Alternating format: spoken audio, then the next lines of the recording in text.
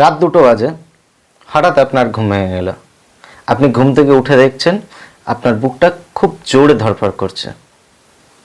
Doctor দেখালেন, report করালেন, সমস্ত কিছু নর্মাল। তাহলে আসলে কি হলো আপনার সঙ্গে? এটা আপনি ভাবছেন তো? আজকে এই ভিডিওতে আমি এই বিষয়ে আলোচনা করতে চলেছি যে তাহলে এটা আপনার সঙ্গে কি হয়েছিল। এটাই কি অ্যাংজাইটি? বুক ধড়ফড় করছে, শ্বাসকষ্ট হচ্ছে, আপনি ডাক্তার দেখাচ্ছেন, বারবার বারবার রিপোর্ট করাচ্ছেন, অথচ সমস্ত রিপোর্ট নর্মাল। ডাক্তার আপনাকে বলছেন যে মানসিক রোগের ডাক্তার দেখান বা সাইকিয়াট্রিস্ট দেখান। কেন? কি ছিল এটা? অ্যাংজাইটি? ঠিকই ধরেছেন, এটাই অ্যাংজাইটি। যদি এরকম হয় অ্যাংজাইটি আপনার মধ্যে আছে, তাহলে আপনি কি করবেন? আজকের ভিডিও মূলত এই বিষয় নিয়ে। তবে তার আগে ছোট্ট করে আলোচনা করব অ্যাংজাইটির লক্ষণগুলো কি কি, অ্যাংজাইটি কেন হয়। তাহলে আসুন আলোচনা শুরু করি। আসলে রাত্রেবেলায় আমাদের মস্তিষ্ক একটু বেশি সক্রিয় হয়।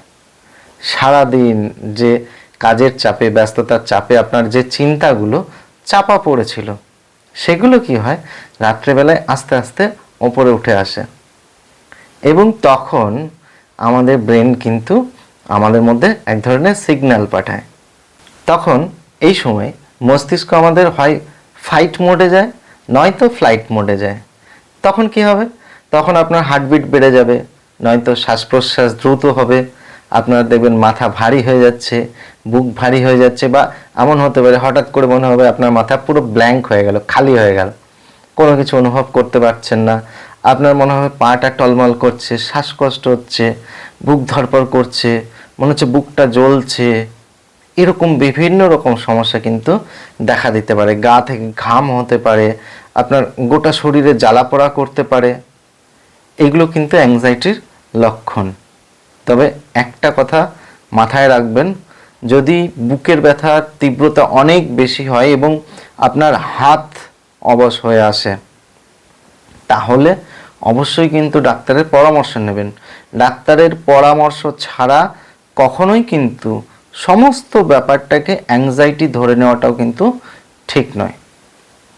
এবার ডাক্তার দেখানোর পরে যদি সমস্ত রিপোর্ট নর্মাল থাকে, আপনি ইসিজি করিয়েছেন, ইকো করিয়েছেন, আরও যা কিছুর দরকার আছে সমস্ত কিছু করানোর পর আপনি দেখছেন সব রিপোর্ট নর্মাল, ডাক্তার আপনাকে বলছে আপনি আর আসবেন না, আপনার মধ্যে কোনো সমস্যা নেই, তখন কিন্তু এটা আপনাকে ধরে নিতে হবে যে অ্যাংজাইটি। আর অ্যাংজাইটি হলে তখন কি করবেন আজকের ভিডিওতে সেটাই আলোচনা করব। কিন্তু তার আগে একটু জেনে নেওয়া যাক যে অ্যাংজাইটি কেন হয়।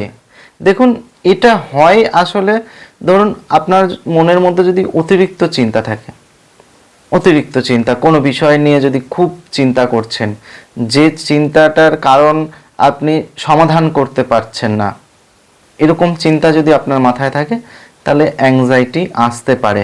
যদি আপনার মনের মধ্যে যদি কোনো একটা চাপা ভয় থাকে, যে ভয়টা আপনি কাউকে প্রকাশ করতে পারছেন না বা কোনো রকমভাবে এটার সমাধান করতে পারছেন না, সেখান থেকে আপনার কিন্তু হতে পারে অ্যাংজাইটি আসতে পারে।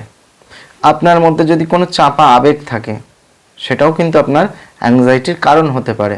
বা কিছু মানুষ আছে যারা ভবিষ্যৎ নিয়ে অতিরিক্ত চিন্তা করেন। আপনি আজকে বসে আছেন অথচ আগামী 10 বছর পরের কথা এমনভাবে চিন্তা করছেন। আমরা সবাই ভবিষ্যৎ নিয়ে ভাবি, কিন্তু সেই ভাবনাটা এমন জায়গায় পৌঁছে যাচ্ছে যেটা আমি কিন্তু নিজেকে আর কন্ট্রোল করতে পারছি না, তখন অ্যাংজাইটি হয়। একটা বিষয় কি, এই সমস্ত জিনিসগুলো যখন হয় আমাদের মস্তিষ্ক কিন্তু বিপদ বুঝলে আমাদের শরীরে নানা রকম সিমটম দেয়। কিন্তু অনেক সময় হয় কি, মস্তিষ্ক আসল বিপদ না হলেও কিন্তু এরকম সিমটম দিতে পারে। অর্থাৎ আপনি যখন মনের মধ্যে অতিরিক্ত ভয় পাচ্ছেন, অতিরিক্ত কোনো বিষয় নিয়ে চিন্তা করছেন, তখন মস্তিষ্ক ভাবে যে বাইরে থেকে কোনো বিপদ হয়তো আসতে চলেছে, আর তখনই কিন্তু এইরকম সিমটমগুলো আপনার মধ্যে আসে। আসলে এই সিমটমগুলো হচ্ছে একটা প্রতিরক্ষা ব্যবস্থা। তো এই প্রতিরক্ষা ব্যবস্থাগুলোকে আমরা বুঝতে পারি না, বুঝতে না পেরে ভয় পাই, আর ভয় পেয়ে কিন্তু আমাদের আরও বিপদ বাড়িয়ে ফেলি। এটাই হচ্ছে অ্যাংজাইটি। এই অ্যাংজাইটি হলে তাহলে আমাদের কি করা উচিত? এখন অ্যাংজাইটি তো আপনার হয়ে গেছে, আপনার অ্যাংজাইটি থেকে বারবার প্যানিক হতে পারে, তাহলে আপনি এখান থেকে বেরোবেন কি করে? এখান থেকে বেরোনোর প্রথম পদ্ধতি হচ্ছে গভীর শ্বাস প্রশ্বাসের ব্যায়াম। নিয়মিত গভীর শ্বাস প্রশ্বাসের ব্যায়াম করুন, নিজেকে খোলামেলা রাখুন, নিজের চিন্তা ভাবনা খোলামেলা রাখুন। আপনার সমস্যা নিয়ে আপনার বিশ্বস্ত কারোর সঙ্গে আলোচনা করুন, বাইরে বন্ধু বান্ধবদের সঙ্গে মেলামেশা করুন, হাঁটাচলা করুন, একটু খোলামেলা পরিবেশে সময় কাটান। সবসময় আবদ্ধ জীবনযাপন করবেন না। আর কি করবেন?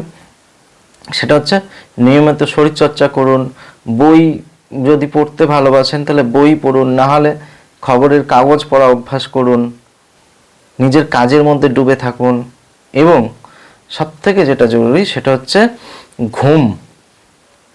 চেষ্টা করবেন রাতের ঘুমটা যেন ঠিকঠাক হয়।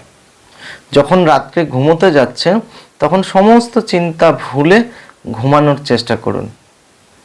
নিজের যখন ঘুমানোর টাইম হচ্ছে তখন নিজের ব্রেনকে একদম ক্লিয়ার মেসেজ দিন, আমার এখন ঘুম পাচ্ছে, আমি ঘুমোতে যাব। যদি রাতের ঘুম ঠিকঠাক হয়, অ্যাংজাইটি সেখানে 70% নির্মূল হয়ে যায়। রাতের ঘুমটা পরিষ্কার, একদম পরিষ্কার ঘুম দরকার। আর অবশ্যই ঘুমানোর আগে কিন্তু স্ক্রিন টাইম কমাতে হবে, অর্থাৎ মোবাইল ঘাঁটাঘাঁটি বন্ধ রাখতে হবে। মনে রাখবেন, অ্যাংজাইটি আপনার শত্রু না, এটা একটা সিগন্যাল যেটা বলছে আপনার মনের যত্নের দরকার। এটা আপনার মনের অস্থিরতার একটা সিগন্যাল।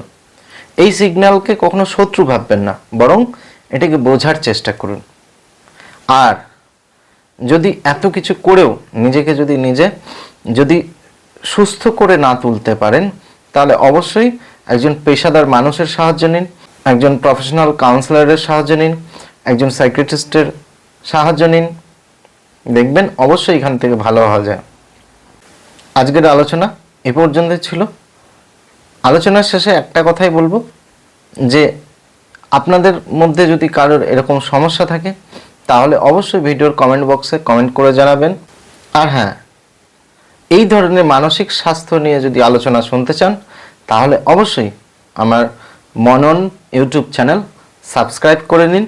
এখানে এই ধরনের মানসিক স্বাস্থ্য নিয়ে অনেক আলোচনা আসে, আপনারা কিন্তু এগুলো দেখলে অবশ্যই উপকৃত হবেন। ভালো থাকুন, সুস্থ থাকুন, মননের সঙ্গে থাকুন। ধন্যবাদ।